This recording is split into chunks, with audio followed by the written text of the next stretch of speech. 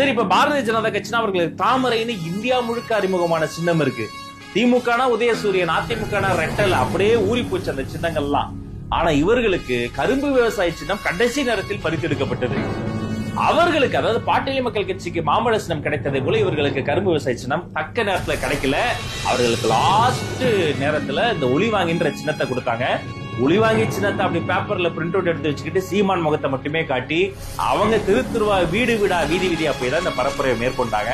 அப்படி தனிப்பெரும் கட்சியாகவே உடைத்து வித்தியாசமான வேட்பாளர்களை களத்துல இறக்கி பல கோடி ரூபாய் செலவு செய்யாமலே அவர்கள் வாங்கியிருக்கக்கூடிய இந்த 36 lakhs plus votes என்பது ஒரு பிரம்மாண்டமான வளர்ச்சிங்க. எங்க இருந்து ஸ்டார்ட் பண்ணி எங்க வந்திருக்காங்க?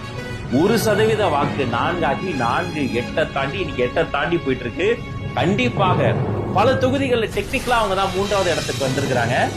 இன்னும் அது நம்ம கூட்டணி எல்லாம் பிரித்து ஒவ்வொரு கட்சிக்கு என்னென்ன ஓட்டு பிரிச்சு பார்க்கிற பொழுது கண்டிப்பாக பிஜேபி நாம் தமிழர்ங்கிறது நெக் டு நெக் வந்திருக்காங்கிறது மறைக்கப்பட முடியாத உண்மை. அதே மாதிரி